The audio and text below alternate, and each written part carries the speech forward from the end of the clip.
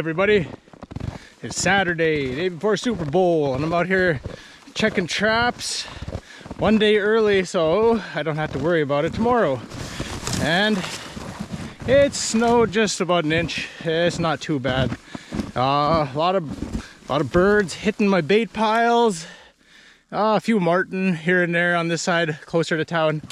And yesterday was, or not yesterday, last week was sure an awesome trap check, so it's gonna be pretty hard to equal that one, but that's all good. Any day out here is worth being out here. All right, we're gonna head down the line and see what we got to pick up.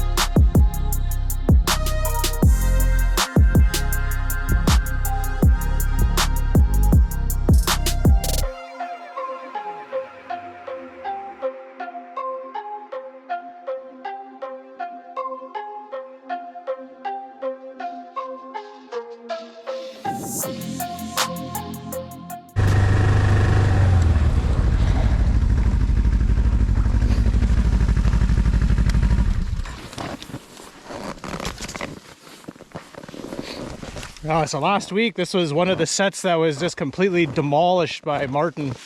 Multiple marten. So, look at this.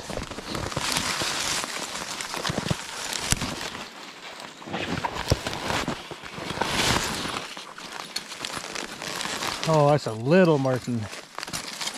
All right, there's one. And on the way out of here, on the way out, I set an extra trap. So look at that. So these marten try to pull that skin out of that 330 set and snap that, but looks like we got a decent size one here.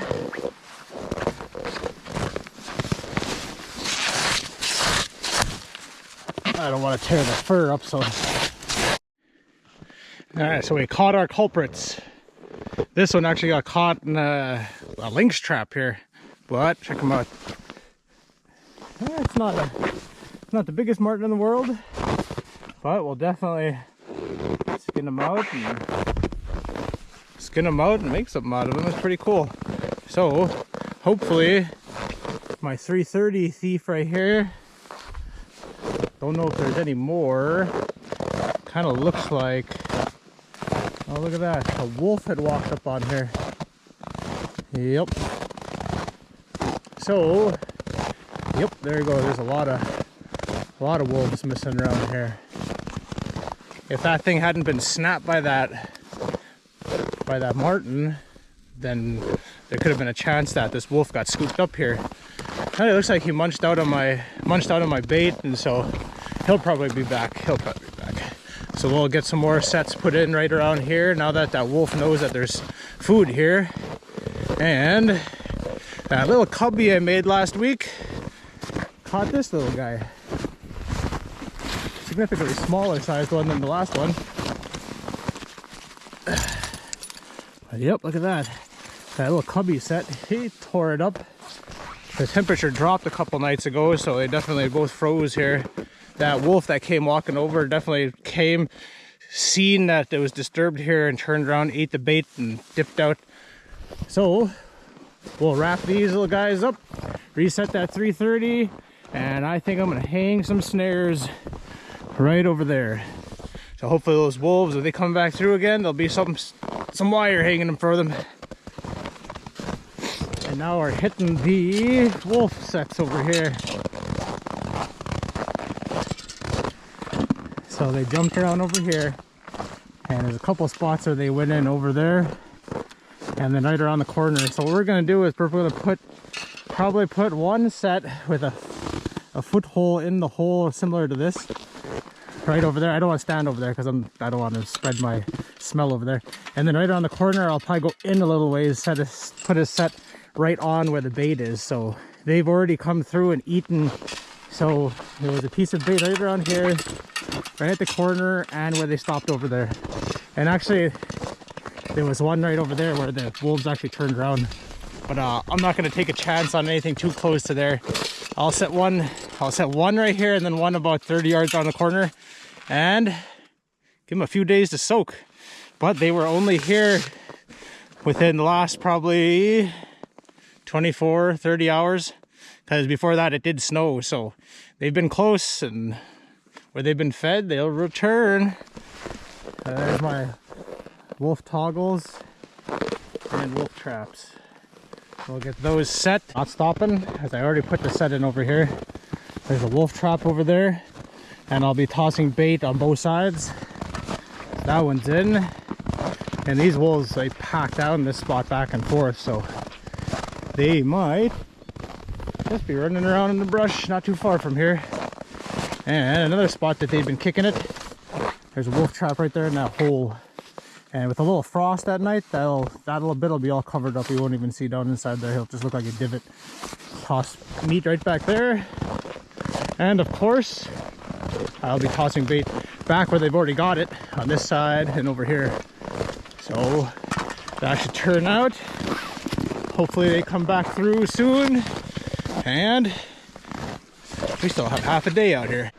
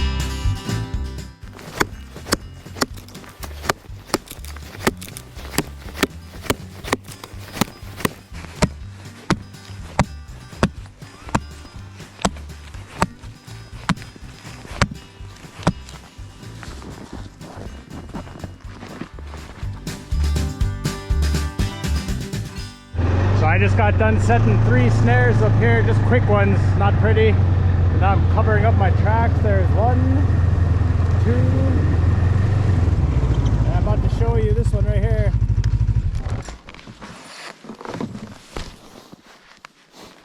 Probably said it before, but with wolves, packing down a pretty trail does not have the same appeal as with a lynx. So with a wolf, you're better off with going with just footprints in the snow. And right, when you're setting over something like this right here, you want to be careful. You think you'd want to fill the spot right between there, but what happens is that the wolf will jump into the snare.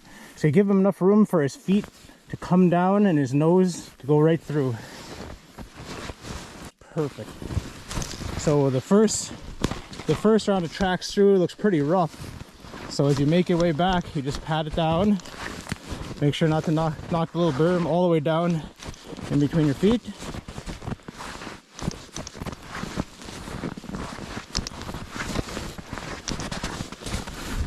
So right there, that's a pretty easy little thing to do. It's way better, way faster than packing down a nice lynx trail where it's like 2 feet wide and just nicely packed down. This is something that a wolf will follow.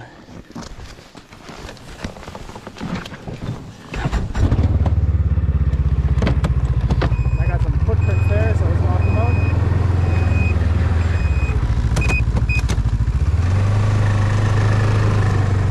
Ooh yeah!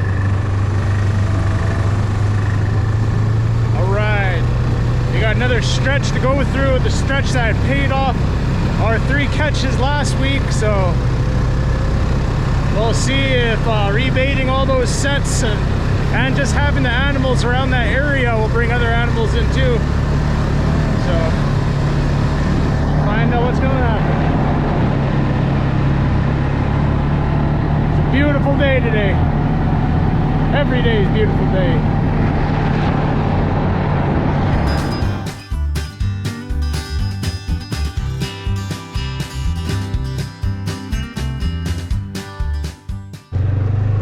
This is the same spot I chop bait almost every week. And so I got a set of 3 snares hanging over there.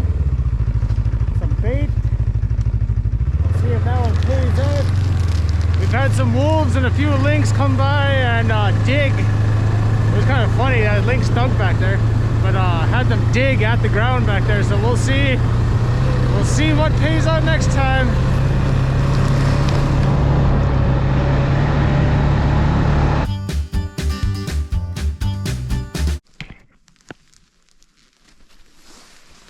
We're sitting on a piece of water called Gwich'in.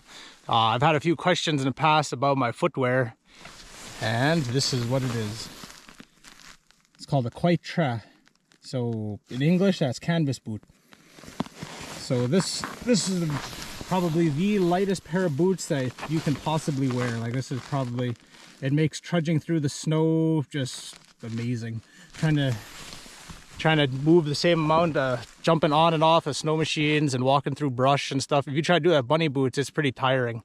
And with these widetrack, it sure is just takes a load off, and it's just so comfortable. And so there's moose skin on the bottom, and my wife made this pair for me. And so the bottom is usually the thickest moose skin that you have of your moose skin, and then there's another piece stitched on top, and then the rest canvas, and with a piece of moose skin for this rope too. It makes a big deal. It makes a big difference having this a piece of moose skin, because this doesn't untie as easily as P cord and other stuff that I've seen people use. But this canvas, it really allows it's warm, but it also lets your feet kind of breathe, so you almost never get sweaty feet, and it's just, you can spend all day just so much more comfortably with this on.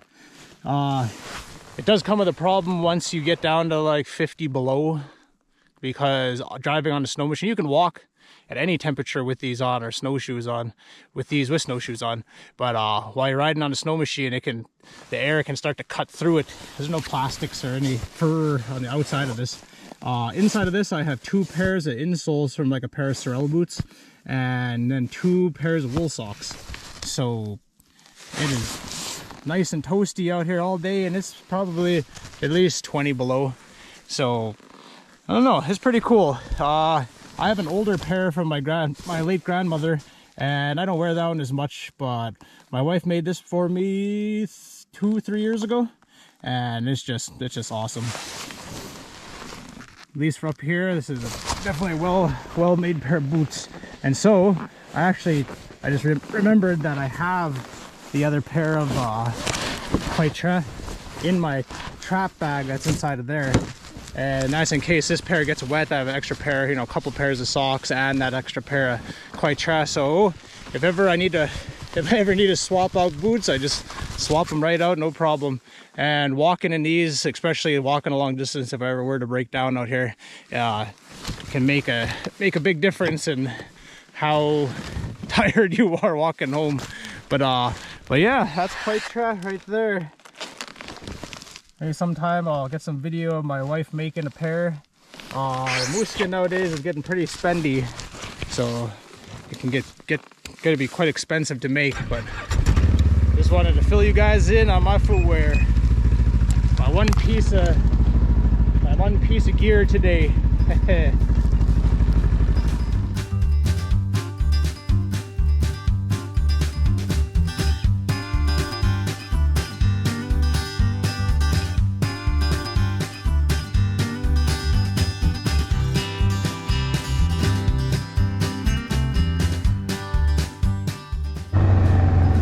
Temperature is still continuing to drop. Only a few Lynx tracks here and there so far on this part of the line. But never know what's coming. Never know.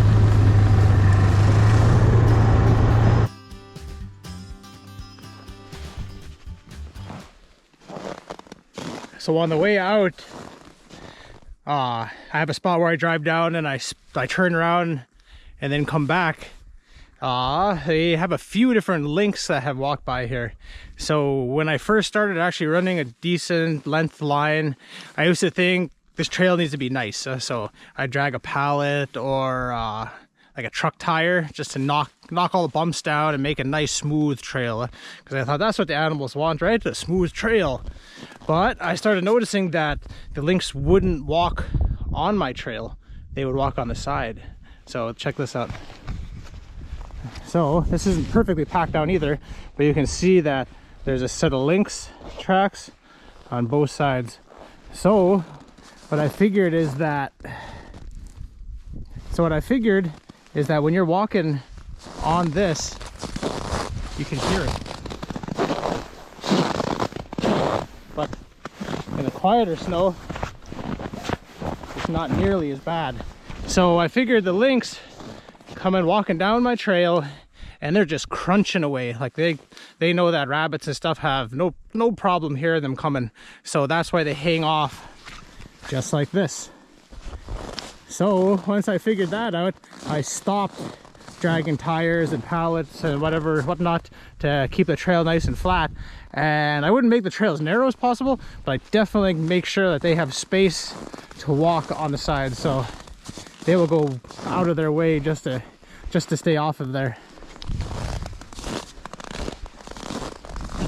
So yeah, there's definitely Lynx dinking around, but there's too many people that use this roadway, so I don't feel like having them looking at a Lynx while they're driving by. So sooner or later I'll have to set along here just because there's just so much Lynx. But for now, my uncle traps down the way too, so if he wants to catch these first, I'll let him go ahead and hit this bunch, and we'll head on down a little further.